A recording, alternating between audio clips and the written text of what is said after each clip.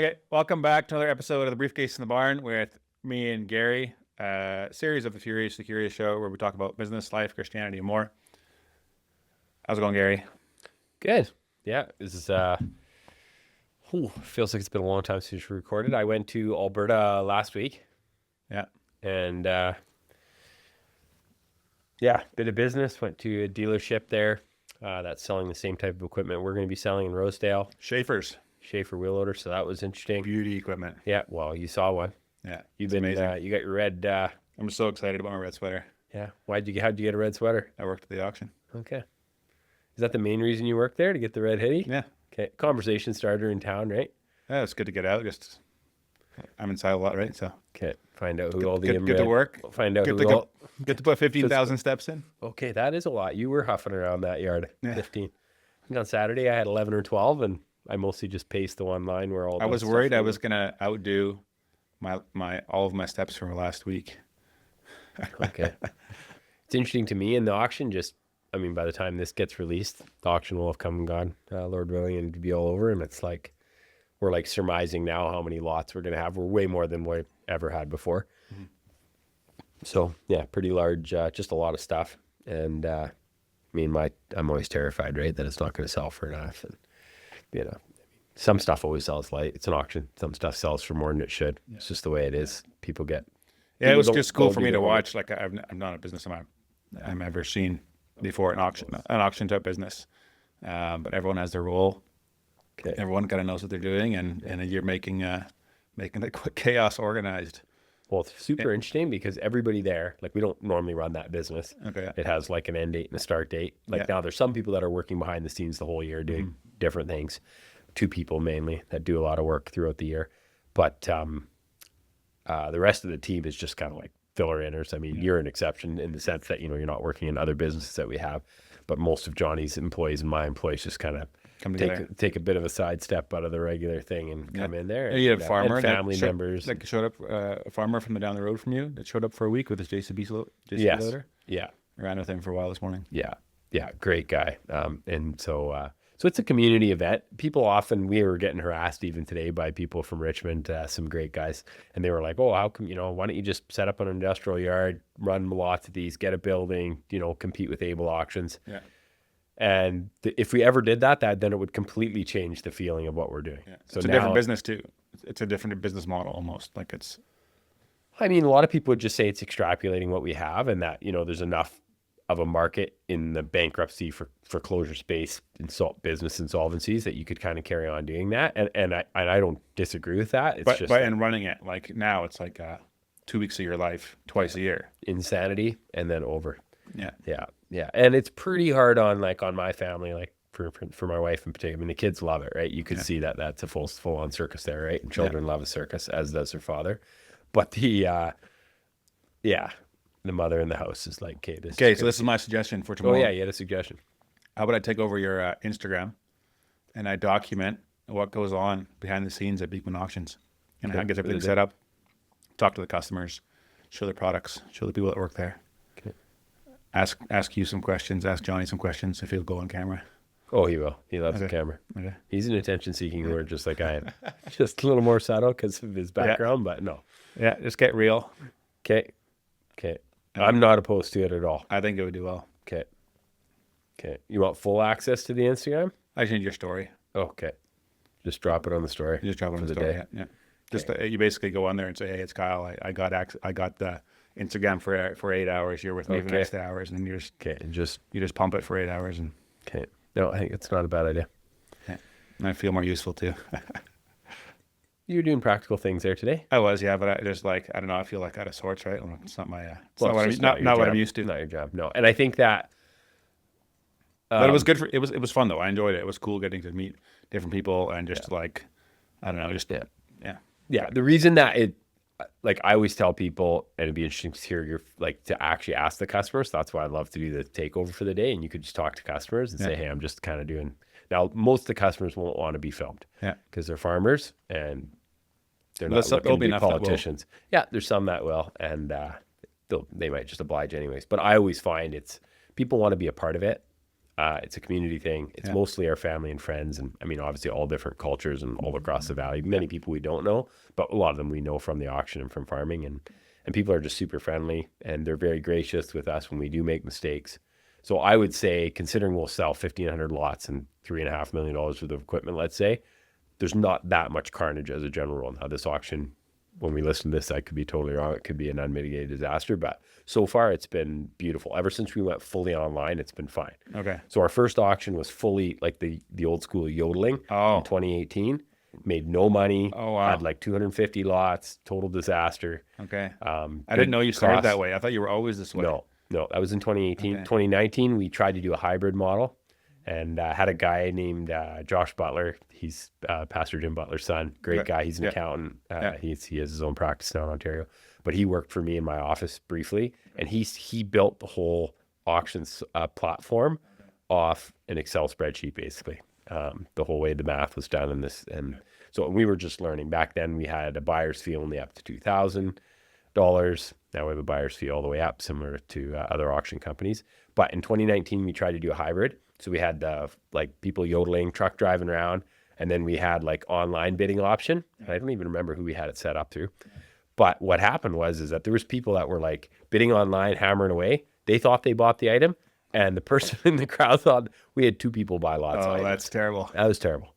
Especially when people really thought, especially if it was a what deal. Was that week like? If it was the item where they overpaid. I ended up in the hospital, actually. I thought I was having a heart attack. Not surprised. Dead serious. I was just like, now we Beekmans, we do have heart attacks. See, my class did that to your mom. Oh, she had a jammer. Yeah. Okay, so that was my class. Okay. But I wasn't there that year, so I get an exception. So that makes don't sense. be mad at me. You were grade 7. I was 18. Because when she had the heart attack, she was at home. It was after school. I remember I was on my way to work or something. It was like in the afternoon, and she was like blue and clammy and cold, and I'm like... That was the year after I got out of the insane asylum, and I had to I had to bike to work. No, bike to the YMCA every day for school. That's where my school was. Okay. And I one-on-one. Or I was just one-on-one with a tutor from the bike to the YMCA and back every day. Okay. How long did you do that for? The whole year. Okay. You're off. Yeah. Whew, I struggled in those years. I struggled basically all the way from grade 6 to grade 12, so that's a pretty good stretch. I'm still struggling. I'm still struggling. I would definitely struggle if I had to sit in a school. Parents. Okay, so tomorrow will be good. The auction. You're thinking already. No, You're planning, I was just You're planning your questionnaires for the Instagram. Well, we'll see. It will probably be a slower day. And actually, you want to hear something funny? Yeah. I already started messaging my assistant Mary about it about an hour ago to figure out the idea of the different types of questions I can ask and how I can film it and. Ask the Grok. The Grok will tell you exactly what question to ask. Ask ChatGPT a bit. On that note, there's that feedback form you can fill out. It's in the description. You can win a 10-week coaching program from me. So, have you been getting feedback? It comes out. This is going to come out next week Wednesday. It comes out this Wednesday. Oh, okay. With the podcast from last week. So, this is the second week, so it'll end soon here, and I'll pick a winner. Oh yeah, last week that was Smelling Salts episode. Yes. It's been a long day today. I felt like I needed some more, but. I was wondering if they are addictive. Are they addictive? Marie thought they might be addictive. She said anything that's slightly could be addictive, you should be fleeing from, which is prudent. You're fleeing from a lot of things then. I know everything. You're basically fleeing from life at that point. I know. No, it's all good.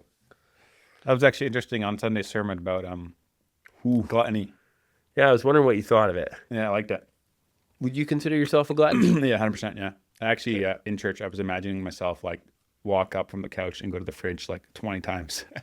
Just listen. One evening, think about it. Just looking, just for something. Grazing. I was looking for something, and usually there's nothing there, and I just go sit back down again. But like, I'm definitely not.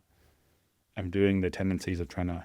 Yeah, I found it very convicting too. I thought it feels obviously when you feel convicted, it feels like the pastor speaking right to you.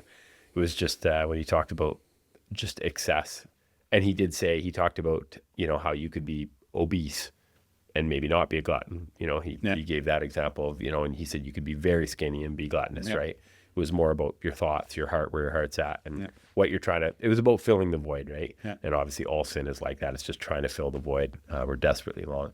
So the message I got out of it was just like, okay, like. But I think it was pointed because, so we started off with talking about Jerry Bridges' book, Respectable Sins, which talks about basically all the sins of Christian culture that we don't think are an issue. And, let slide when other ones we don't, and like have this like weird system. And so when he started preaching about gluttony, I was like, I don't know, I've heard this before or whatever else like that. But You have. yeah, like just we read about it, I've heard other sermons about it. So I didn't think it was going to convict me, but it definitely convicted me. I think because I think it's easy to minimize, right? It's just like, oh, whatever. Like everyone eats a lot. Everyone does this, like goes to food or whatever. So Yeah, he also said it's fine to feast. I think that's the point. right. I thought it was really healthy balance. And I was appreciative that he was touching a topic. If that every is day's a talked feast. about. Every day. Yeah, I just feel like there again, we pick the things that we want to pick on in church and the sins that we go after. And in certain cultures, you might not go after, drunkenness because people just drink a lot and that's just the culture. In other cultures, people just eat like crazy or they do other inappropriate things. It's like, no, just preach through the word. And like I say, he just preached on the text, right? Yeah. So I appreciated that. Want to do a book? Yeah. I actually had some questions written down for you. About the book? No. Let's do the book first. Very, very briefly. Okay. Very briefly. Get flack every week, right? Okay. That's okay. People can have flack. The gospel is just not popular, right? Like people just don't. It's not that. My wife said, why don't you just read the whole book? Like, why don't you just have the No, section? okay, Hey, so- you monotone reading. To be fair, Yeah. To be fair, I listened to it last week, Okay. last episode, and I made one note. Does Dean read it himself? No, Dean Ortler? No. no, like I listened to our episode that we Oh. recorded, and I listened to myself reading, and I'm like, that is terrible. I should read way less. Okay. So you were. So take it Oh, away. yeah. I started off with Okay, Kyle. we're doing chapter 9, Advocate on the book Gentle and Lowly. You're reading Great one- book. Great book. Despite how bad we butcher it and you can't stand us reading it, it is a great read. So I wanted to start off with, and I thought about it. What is the difference between an advocate and an intercessor? Like, could you explain that in layman's terms? Someone just asked you, what's the difference between an advocate and an intercessor? The two ideas overlap. But there's a slightly different nuance. In your own words, I can't. I couldn't do it. an intercessor is in the middle of two parties and doesn't pick a side. An advocate picks a side and says, hey, I'm advocating for this person on my The behalf. advocate steps over and joins Yes. the one party. So Jesus is just not in the middle of us. He's advocating for us. He's actually a step closer, Yeah. and he says that that's a neglected teaching that doesn't get, yeah. So, Well, can I interject? Just I'm thinking a lot about your podcast with Matt. I'm thinking by the time people listen to this, they might have listened to that. I'm so curious. Did you finish it? Yeah, I listened to the whole thing. I just found like there's a text here, John 1:21, right in the beginning, right? Yeah. My little children, I'm writing, and this would be, to anybody, but I'm writing these things to you so that you may not sin. But if anyone does sin, so who's going to sin? Everybody, obviously, right? Yeah. But if anyone does sin, we have an advocate with the Father, Jesus Christ the righteous. Who is we? Who is we? And it was just, you guys talked a lot about kind of like the bent of our upbringing and just how people might view the gospel, right? And the skewed view they may have, or, obviously Matt comes at it from very much, mostly completely aligned with what we think. That's what's interesting. That's why I hate labels. That's why I hate these terms. I was that we were blown brought up. away how close it was. Like Wow, I it's really- couldn't find it. Wow, it's really disappointing. That's why it's so disappointing when people start putting derogatory labels and then put people in that camp. But anyways, Yeah. so it was a total rabbit trail. I was just the question. Okay, I want to read one piece. Why does it matter? Like, why does it matter that we have an advocate? Like, how does it help us? The text tells us he is righteous, he and he alone. We are unrighteous. He is righteous. Even our best repenting of our sin is itself plagued with more sin, needing more forgiveness. To come to the Father without an advocate is hopeless. To be allied with an advocate, one who came and sought out other than waiting for him to come to him, one who is righteous in all the ways I am not. This is a calm and confidence. This is calm and confidence before the Father. Father, man, hey, this is why I don't read. This is why people have already skipped it forward. But yeah, it's we need him. I think the last, just to wrap it up, just the last, the very last paragraph. Mm-hmm. Go ahead. I have it underlined. No, go ahead. Actually, you're a really good reader. Do not minimize your sin or excuse it away. Raise no defense. Simply take it to the one who is already at the right hand of the Father, advocating for you on the basis of his own wounds. Let your own unrighteousness and all your darkness and despair drive you to Jesus Christ, the righteous, in all his brightness and sufficiency. Yeah, it's always interesting when whenever you think about who might be listening to something or even reading this or hearing you read it, it's always like, hey, there's two camps, right? There's those, we would almost argue that there's maybe three. you might not, but it's like, hey, there's people that are like for sure not saved, not Christian, don't care. There's some that are, fully confident that they are, or some have quite a bit of assurance. Yeah. And then there's a whole other camp that listen to this that are Don't probably, know. yeah, they probably don't know, because it's just like they're so terrified of making the wrong, just of having false assurance or whatever, right? And I thought that the bottom of page 90. Do you think it's also don't know or don't want to admit where you actually are? Because I think it's sometimes if you have to like find out, you might find an answer that you don't actually like. No, I think it's a lot of just being so, so. Because it's hard to face the facts. Like that's why facing the truth and freedom session is so hard. Because what you have to do is you have to face your sin. You have to face how bad you actually but are. the thing So is, in denial with that. listen, the devil will use whatever Yes. he can in our heart and our mind to deceive us. Yeah. So if we are someone that, if you and I had grown up in a culture where there's easy beliefs, which there obviously wasn't, but if we'd grown up in that, he would use that. 100%. He would keep us distracted. He would have us doing all kinds of things. And where we grew up in the other end of the spectrum, where doubt, we're taught to doubt. It's almost like a almost like a I remember badge saying- of I honor, remember- where I it's remember like the saying more this. doubtful you are. Yeah. And Matt said it really well on the podcast. Yeah. He's like, oh, so you don't trust God, then you don't believe God. And that is a fact, because God's word, and there again, we were brought up in the way that, hey, everything in the Bible is true, but we only put an emphasis on some verses. This right? is why, like, Kim's coaching of me, like, just it slammed me in the face, because I had to realize that just because you say something is true, but you don't actually live that out, that you don't actually believe it's true. Like, your actions show what you believe. If you actually believe it, you behave, you show up differently. Yeah. So a line here is, the Bible nowhere teaches that once we have been savingly united with Christ, we will find grievous sins to be a thing of the past. On the contrary, it is our regenerative state that has more deeply sensitized us to the impropriety of our sins. Our sins feel far more sinful after we become believers. But it's interesting that, at least in my experience, it's been like anytime I've really screwed up and stumbled, all the doubt comes, and the like, and I just think of all the ways I've judged other people, or just even just feel like a bag of crap, right? And I think, hey, and I think the devil just uses that, right? And that the whole point of this book, I have found, which is the beautiful thing about the book, is that come to Jesus when you feel like that, when you feel crappy. And of course, the devil wants us to be secret, and I know there's people listening to this, their sin is a secret, and they feel like people won't love them. The cost is too high to come clean. And I just think, boy, He says, a travesty. and God says, trust me. yeah. And there again, the words Trust me that are easy to say, right? But it's actually taking that step of kind of coming out of the darkness. Yeah, but I think it's important to like emphasize it though, to say like, I'm the God that made that insane sky tonight. Like, what I say in here is true. If you do what it says, confess your sins, and repent and come to me, and get real, you will have eternal life. Do you trust that or not? Like, you have to do something with it. You can't be passive in your unbelief. You're actively rejecting Christ, or you have accepted him. I don't think there's room for excuse, or room for that you don't own it. You looking at your phone, or are you actually thinking about what I'm saying? Looking at my phone. Okay. That's what I always do when I'm talking. Did you find anything interesting? No, I got all kinds of show notes. I wasn't sure what we were all tackling today. Okay.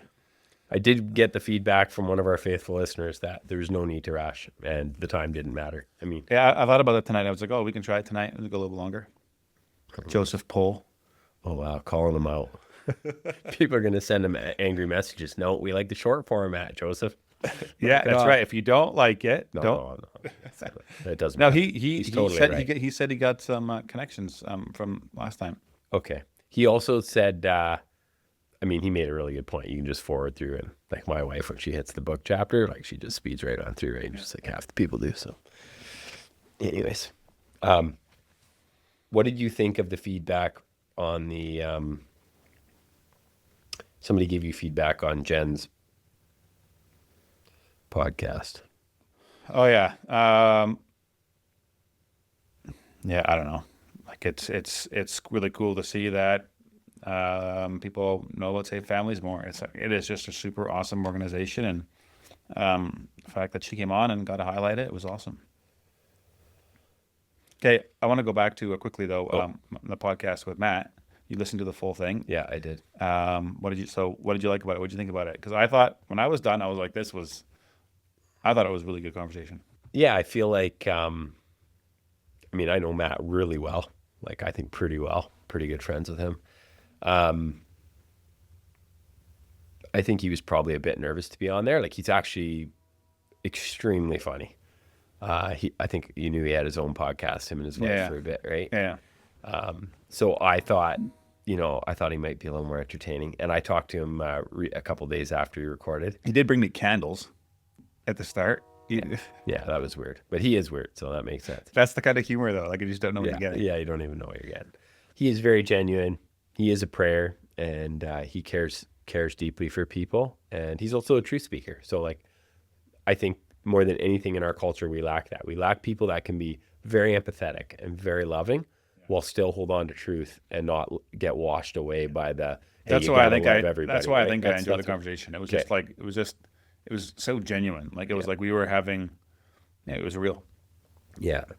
Yeah. And of course, I know where you're coming from and the questions you're asking, and I know where he's bamboozled being, new to our culture. And I do think I've had actually feedback from other people too, where we probably need to be careful in the sense of, hey, this is a bit of a, I don't want to say niche market, but it's a very small pocket of. Okay. So he gave feedback. He texted me after week. He listened to it? After he listened to it. Yeah. And after he listened to our Briefcase The Barn episodes. Okay. And he said, both you and Gary recently said that the overarching message in Christianity today tends toward the wrath and judgment of God. I'd say that it's almost unique to your experience and upbringing. Largely throughout the Western Church, especially the love and grace of God has been overemphasized to the point of resulting in a nonchalant attitude toward the holiness of God and the coming judgment. Yeah, and that's fair. And I think if you went back to how we were raised, and there again, I don't want to speak for the people that were teaching us at that time, but I can totally see that the concern there was fighting that. And I mean, when you are pushing against something, you will tend to swing too far the other way eventually. That's just human nature. That's why you should always be listening. Yeah, and I feel like even for myself, I get this sense of being heavy-handed at times. I get this sense of in church leadership and things of just like the weight of, boy, am I being judgmental? I know I am, actually. It's not even, I get the sense of, I'm like, I know my heart, and I'm like, if I look at the grace that I've been given through my early 20s and even up till now, how gracious people are for my shortcomings, and more importantly, how gracious God's been, right? And like the trajectory of my life where it's like, wow, I have really hurt people. I have really been said awful things. I've really caused carnage in people's life. And like, no, God can still he still uses me. So I think, but I get where Matt's coming from when he says that. It's more that, the holiness of God is literally never taught, and the weight of sin and the consequences of sin. And it's serious. So like there is that balance, right? And there again, I would say that. What is the biggest sin in the world? Rejecting God. Rejecting Christ. Yeah. Unbelief. Yeah. Not believing in Jesus is the biggest sin in the world. Yeah. And it's really interesting. Everything else. Yeah. And so that's, I think you guys probably could have even hammered it harder on the podcast. I think it felt like at one point I could tell you exactly, if I listened to it again, I could show you exactly where it was, and then you deviated to another subject. And I thought he was going to touch on it because Matt is very pointed. And I feel like anyone that's listening who's, in a situation where they're in a very religious environment, but not a Christian, like that's a really dangerous spot to be in. And there should be no comfort there. That's right. And it's fascinating how, as we become, we get into the Christian, what we would quote unquote, I'm doing the quotations, Christian world, or, regular church going world. If there's some level of comfort because you were going to church every Sunday, you were sorely mistaken. You were deceived. You were deceived. And so that is, I think one point he asked, or you said, oh, like, why would you even go to church? I think he asked it. He asked, yeah. Yeah, well, I asked myself that. So then I quit going at one point in my life because I just had a moment of clarity. If you're honest with yourself. You would get to that spot where you'd be like, whoa, don't be deceiving yourself. Know where you stand, right? And I think there again, because of the emphasis on certain doctrinal things. But then some say, people know where I stand. I can't do anything about it. I can't change my desires. And it's like, no, you don't want your desires to be changed. No, you do not want it. No. For many different reasons, right? And I think that, but more importantly than that, I believe, and there again, you and I maybe not totally see a line on this, but I do think that there's a lot of people in certain types of churches that do sit there and you would say, hey, if they're not professing, they're not saved. But I would. That's not. I I would wouldn't struggle. say that. You haven't said that. No. Okay. Okay. I would say there's struggle with probably quite a few people that in churches where it's that very few people go to Lord's Supper, that there's a lot that are believers that don't attend the Lord's Supper. communion. I would agree with that. I would say, and I don't know because we don't know people's hearts, but I just think. Well, there's so much sad. pressure. That's really sad. Yeah, there's so much human pressure, which there again is so ironic because it's. Yeah. So I met a guy one time from a church, a Reformed church here locally, where he was in his 40s and he had gone to communion his whole life. Everyone in the church did, as in a Reformed church, and he was in his 40s, but he felt like he was not saved. He felt like he realized he wasn't saved, but he didn't dare not attend communion because then he would get a visit from the elders. There was so much pressure to go. No, that makes total sense. But growing up for us, it would be like, you don't go because you're going to get a visit from the elders. So you go check your story. Isn't that fascinating? So what's the moral of the story? Don't worry about the visits from the elders? Or? Yeah, go read your Bible. Yeah, do whatever God puts on your heart. And I think that's what's missing in most of what we do. And it's human nature. Your conviction. We're always judging. Martin Luther said something really interesting when he was convicted on the for nailing those things to the board in Germany or whatever. They asked him to recant, and he said, I can't go against my conscience. He didn't say I can't go against the Bible. He said I can't go against my conscience. Because he was being led by the Spirit, so he would have been going against directly what he felt God was telling him to do. That's right. But there again, we've never been taught that, right? That would be pretty strong language. I mean, that's how I live today. That's how I feel. Well, I think we were taught, like, hey, your conscience can tell you when something's wrong. Yeah, but when we say, hey, we felt the Spirit move within us and we were supposed to do this, like, whoa, but saying I felt it in my conscience. Or we shouldn't do something, but that we should do something. So we were only taught what we shouldn't do, not what we should do. That is a big deal, yes. I think there is a lot of teaching on what's wrong and not very, very much teaching on what's you're right. called to do. Yeah, that's a huge thing. What you focus on grows, and all of a sudden you can get a really big list of things that are wrong, but a very tiny list of things that are right. So that's what I got out of the Sunday message, is that, and I think Matt says it's preached about right at the very end, and I can't remember the verses, but it was just like, be filled with Jesus, just be filled with the Spirit, be focused on, like, spend time in the Word. It's like, and for me, it's like, no, I'm focused on 1,000 other distracting things, which are of no importance in life at the end of the day, right? So when my dad first got diagnosed with Parkinson's in 2016, I asked him what his biggest regret in his ministry was, because I wasn't sure like how fast he was going to deteriorate or whatever. And we go there for coffee on Saturday mornings, and I expected him to say like, I would have spent more time with the young people or more time with old people or whatever. He'd been preaching for like 30 something years at this point. Yeah. And he said that I didn't preach enough about Christ. And I was like blown away by that, because I mean, that's a heavy thing to say, right? Like there's a lot of pastors that will get damned for not preaching Christ. Like the Bible talks clearly about it. And I said, so like, why didn't you? And I figured maybe it was like pressure from like colleagues or consistories or whatever, or church pressure, or whatever. There's all kinds of reasons. But he said that I wasn't drinking from the fountain myself, not like enjoying Christ himself enough, and being full of Jesus. Because 95% of what we do every day is reactive. Like only 5% is proactive. So if you try really hard to be Christian, you're only affecting 5% of what you do. If you really want to be changed, your heart needs to be changed. You need to be transformed, and you can only do that by being in Christ, like knowing Him and spending time with Him, and that was a huge, it was a very valuable lesson. I hope he's not upset that I shared that. I guess we'll find out. He listens once in a while. So. Okay, I had a question for you. What do you believe God will say to you, if anything, when you get to heaven? So you get hit by a payloader tomorrow, you're gone. It's possible if you're driving it. It's possible. I did back up one tractor day back and forward, and the customer wanted to see if it went backwards and forwards. So I got it, and I was like, uh-oh. But okay, stay out of the wheel loaders. I mean, my desire would be, and in Freedom Session, I get to that spot where you write down kind of, you basically like, man, I don't want to talk all about it because I don't like getting people ahead of themselves that haven't done it yet.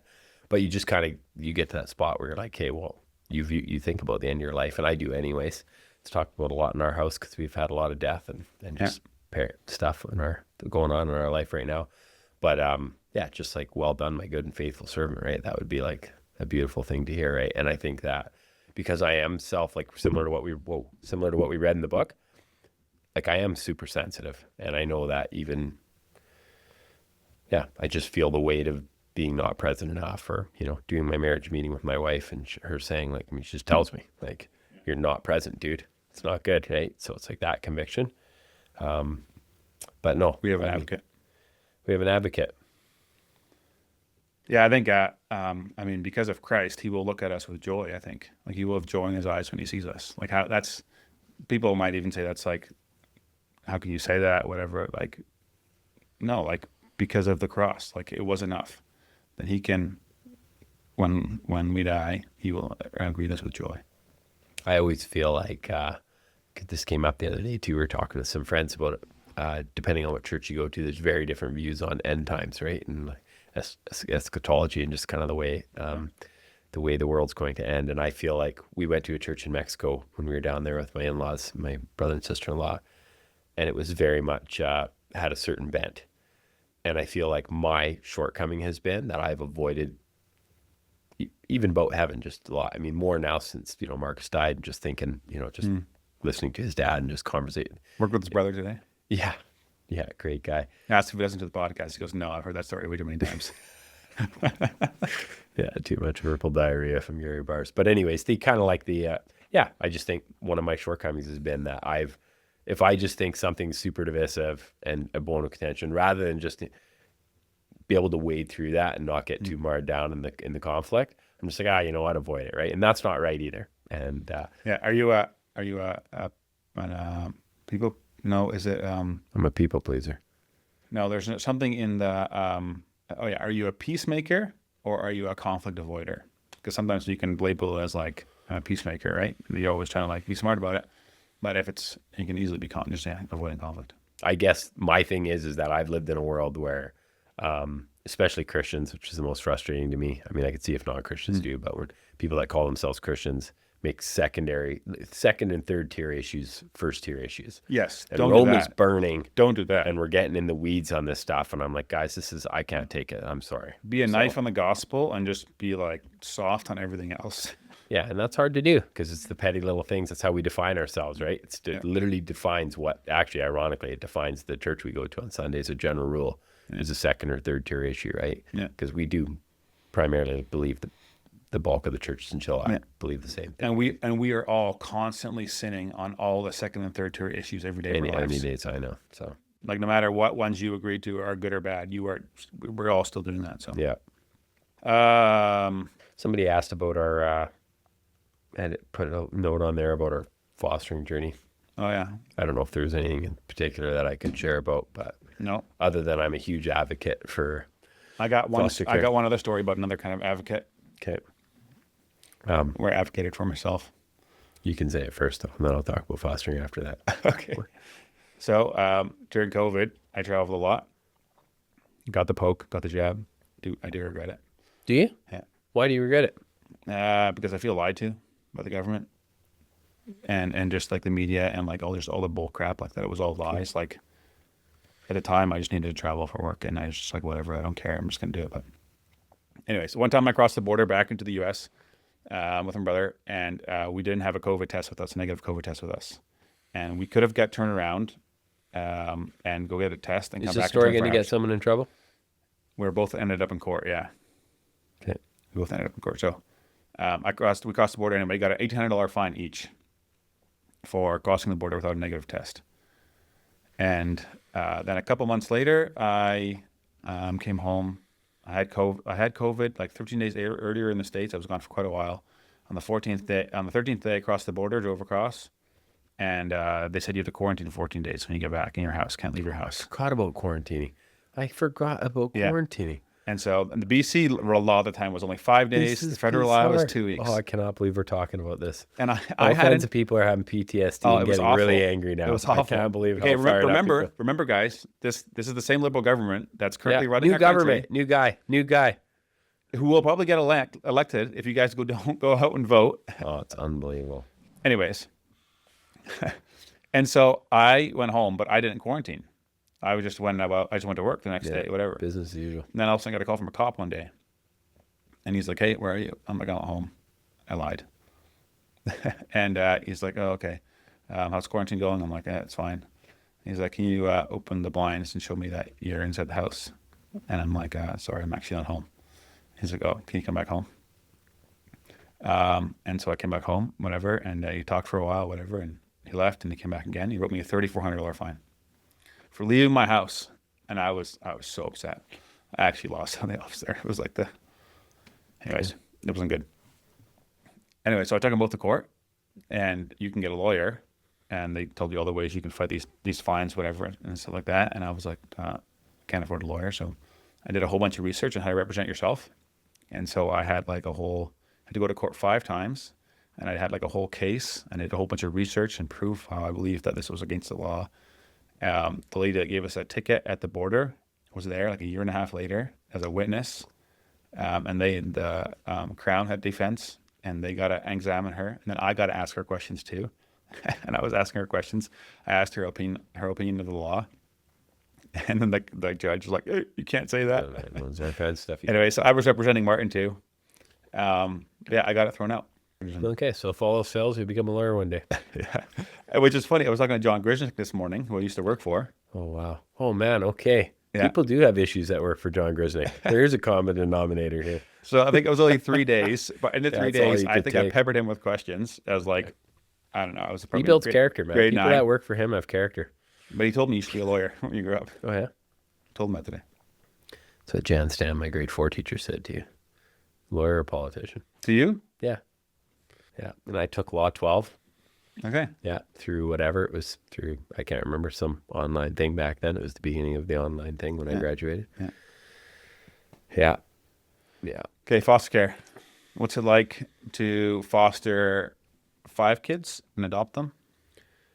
We have fostered 4 children.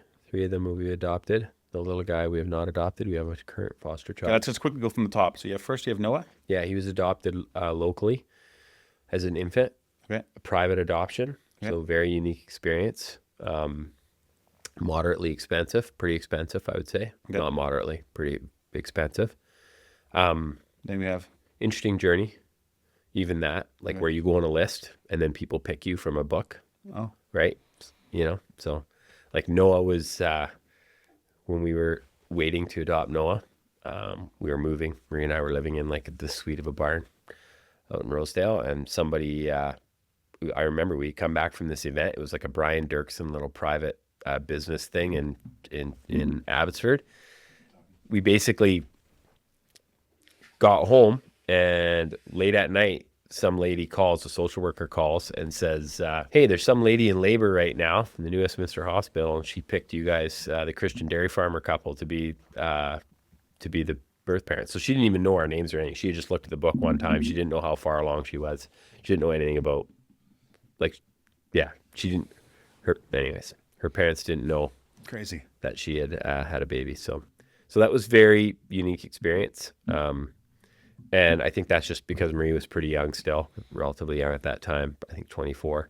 Just hard, right? Like your whole dream is to have a baby. And of course, all her friends and sisters, everybody's getting pregnant. Not her sisters, but at that time, yeah, but her friends. And then after that, we were like, there's like a lineup of people waiting to adopt babies in BC, right? Yeah.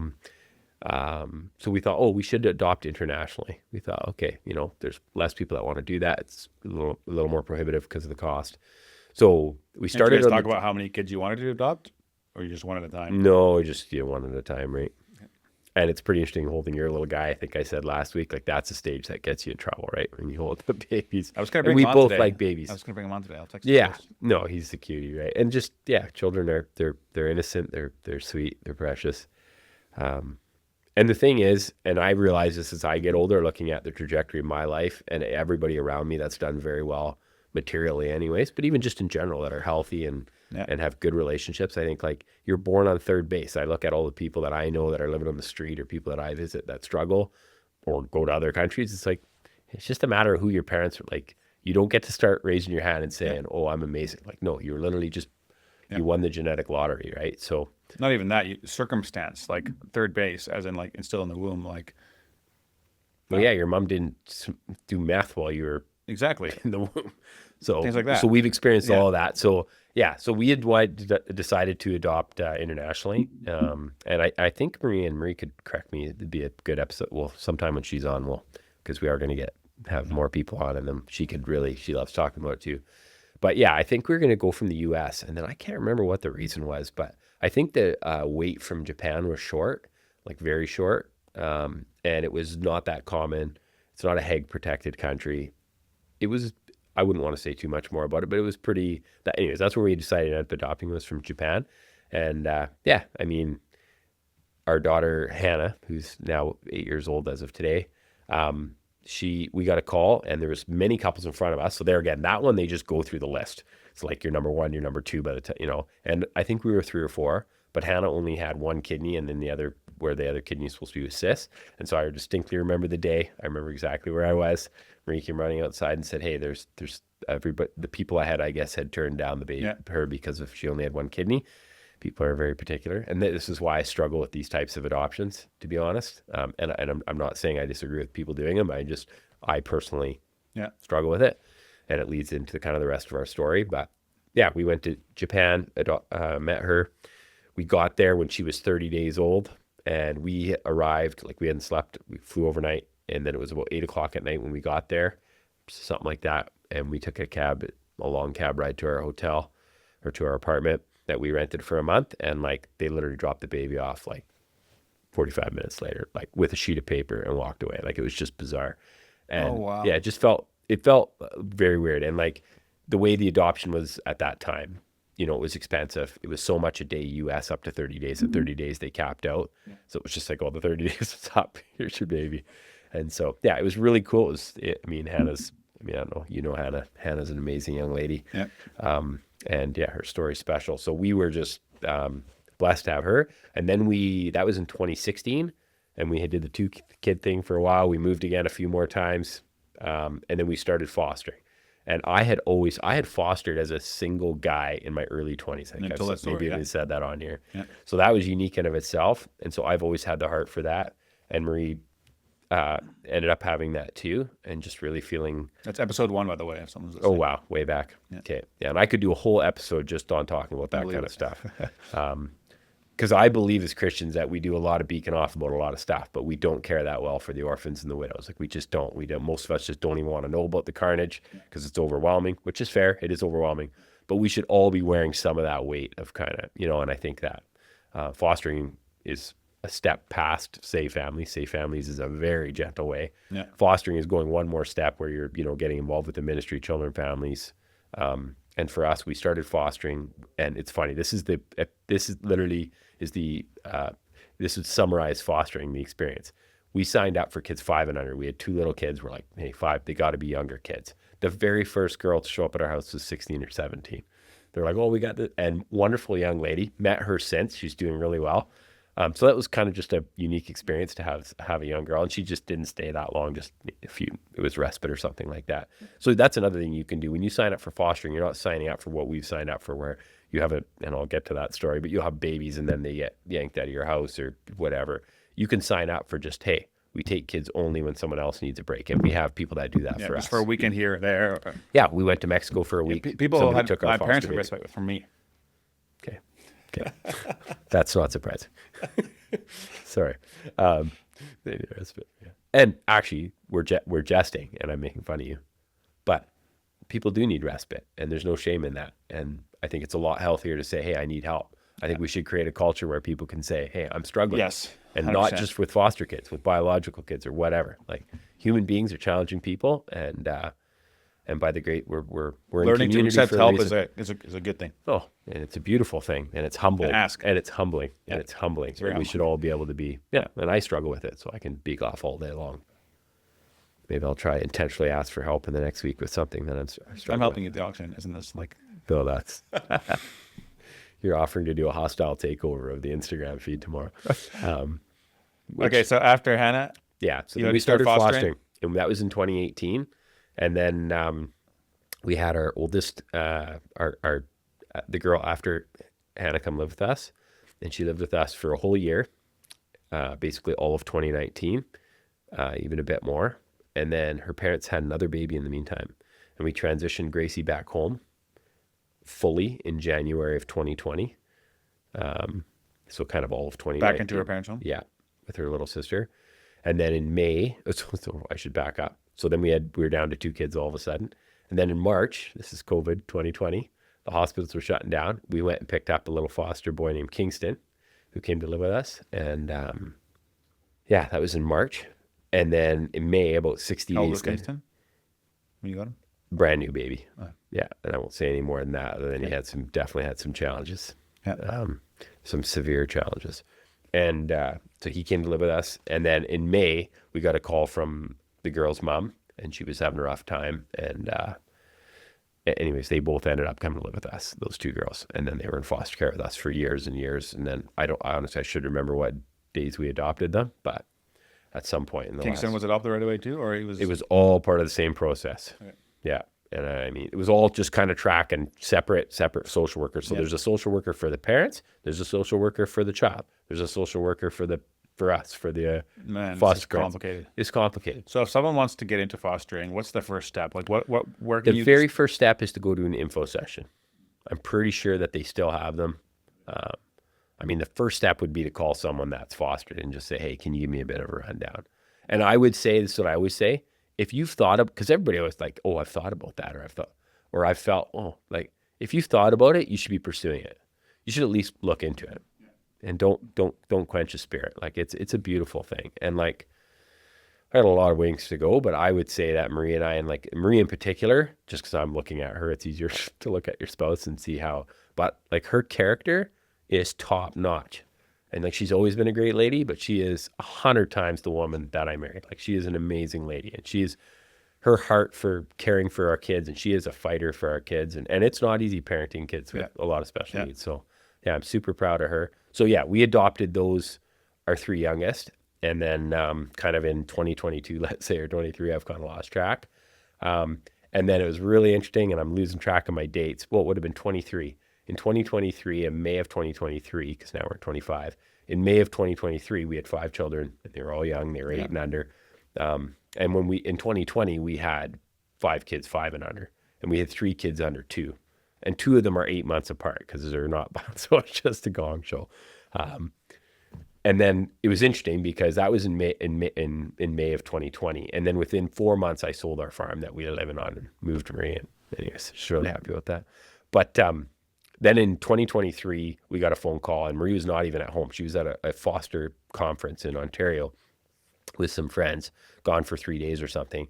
And the social worker called and said, hey, we have a temporary placement. It's voluntary. It's for 90 days or something. Would you be willing to, take this little guy? And Marie's called me, and I don't know if there was much discussion, or she just said, hey, the kid's coming when I get back. Yeah. So the little guy came. So he lives with us now. That's been over 2 years. And there again, that is pretty, kind of symbolizes what foster care can be. But the beautiful thing is, and this is where, and there again, I mean, I'm welcome to feedback or challenging, but like, none of us are in control of any of our kids. It doesn't matter if they're biological or not. Yeah. I mean, I'm living proof of that. My parents put a lot of effort in and tried really hard, and I really disobeyed and really went sideways. And so, yeah, we all like to think that if we just do all the right things and we check all the boxes and we, teach our children to fear the Lord, that they're going to become amazing, upstanding. And maybe they will by the grace of God. But I think that in my experience, and Marie and I often say to each other when we talk about it, it's like, if Lord willing, our children end up doing relatively well in any way, whatever that looks like, it will be a miracle. It will definitely not be because of our parenting. And it's just ultimately, I look at children as in that moment, you teach them, you love them as best you can in that moment each day. That's what God gave you. You don't get ahead of yourself. Yeah. And I tend to do that because, you forward. I don't know if you ever do that with your kids where you're like, start thinking about their future. It's like, no, I don't need to do that. Like we don't know how long they'll be on this earth for. So it's like when you talk about caring for people, like God does the fixing. We do the caring. We don't need to fix anybody, including our kids. We need to care for them, teach them, disciple them. We don't need to fix them. Yeah.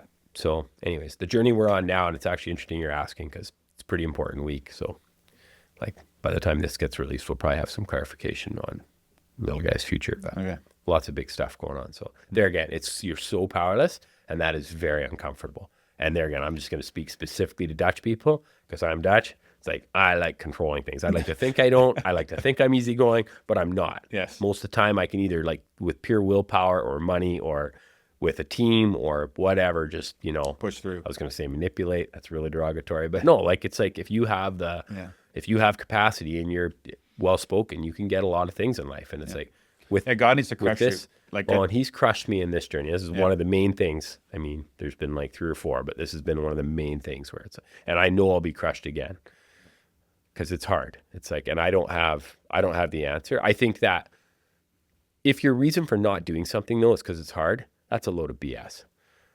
Like that's a weak response, right? Like if you think, hey, like that's not our calling. Well, right especially now, not if we're you're a not Christian. As a Christian, you're called to be like Christ, which is to lay down your life for others. It's just to give. It's to like it's to sacrifice. It's having said that, and that just to sort of interrupt, but this is another thing I always say is that like nobody's a martyr for being a foster parent or an adoptive parent, or like everybody has their cross to bear in their life, right? That's right. So often you know what I mean? It's often it's not one that you don't pick. And it's very different for other people. Yeah, so we don't need to compare. I don't, I'm just on the journey we're on. I mean, I think there are challenges for sure to what we're doing, and I know that in particular for Marie being home all day with that. Some people just listen better and don't need super hard lessons. I think most people need a lot of lessons. I feel like there's just a lot to be learned in the struggle, and there's very little to be learned in easy times. And it's fascinating how even as Christians and people are just trying to have an easy life. They're trying to have a comfortable life. Like, where would you, and I'm reading this other book, I'm rabbit trailing now, but like Money, Possessions, and Eternity. Yeah, this is by Randy Alcorn. For those of you that aren't watching, it's called Money, Possessions, Eternity, Randy Alcorn. I just started it, or I guess I'm a ways in. It's a good book. You've read it? Okay. It's been like 10 years, but yeah. Okay. Very convicting. And this book, and I know this is divine intervention because I talked to a mortgage broker the other day who's a buddy, John Mackey, great mortgage broker, great guy, Christian guy. And his wife, Tamara Mackey, is a realtor, and they're friends with us. And he said to me the other day, I'm reading, this book, Money, Possessions, Eternity. And Tamara said you recommended it. She really enjoyed it. So now I'm reading it. I'm like, I never recommended that book. Where, on the podcast? Or somewhere never else? recommended it anywhere. I've never even heard of it. I don't even think I've ever heard of it. We've talked about it, I think, once. Referenced it once. Or I've referenced it once. I think. Okay. Anyways, I never read because it. he has a really small version of that called the Treasury Principle. Okay. I need the small version, man. I need the short book. Which I wanted to do after this book. Okay. Which is like half the size of this Gentle and Lowly book. Okay. But it's like basically packs a punch on money. Okay. Yeah. Okay. Interesting. Anyways, so that's been one of the books I'm reading. I'm reading a few others. We have not talked about U.S. politics on this podcast. It feels like we wouldn't be. Or Canadian politics. I am so upset. No, we talked about Canadian politics. We had a short venting session there about. Terrible. Anyways, we're at 56 minutes. Does not matter. You want to talk about U.S. politics now? We're just going to go long? I mean, I still think I already shared my. Do you want to keep going? No, we can shut her down. It's good. It's late night. Well, no, late night, long day tomorrow. We can keep going. What time is it? It's only 9. Save it for next week. We haven't talked about farming. I always get in trouble from my farming friends when I don't talk about agriculture. I never talk about coaching. I should talk about coaching more. You could, yeah. Yeah, I mean, it's how much do you give away, right? When you're selling the secret sauce. Secret sauce is showing up and doing the course. That's the only doing the work. Sauce, doing the work. Okay. Anyways, I got to. Kyle's tapped out. He's got to work at the auction more. He might have to run the Instagram feed all day. So with that, we'll end. Yeah. Have a great week, If you have guys. any feedback, please do send it in. I appreciate you guys that did send it in after I started asking about it again. So And good questions. yeah, and get good questions or scenarios that you're dealing with at home or at business or whatever. You can, if you can that keep was it another private. thing. Somebody private, asked send 'em about the narcissistic parents. I had people talk to me about that since we Okay. released that too. Yeah, Okay. I thought I could have talked about it more. I thought there was more color. More on the table. More on the table. Been more blunt, but I'm like, I'm gentle, right? Read your Bible more. Has all the answers. It does have all the answers. Amen. Have a great week. Yeah.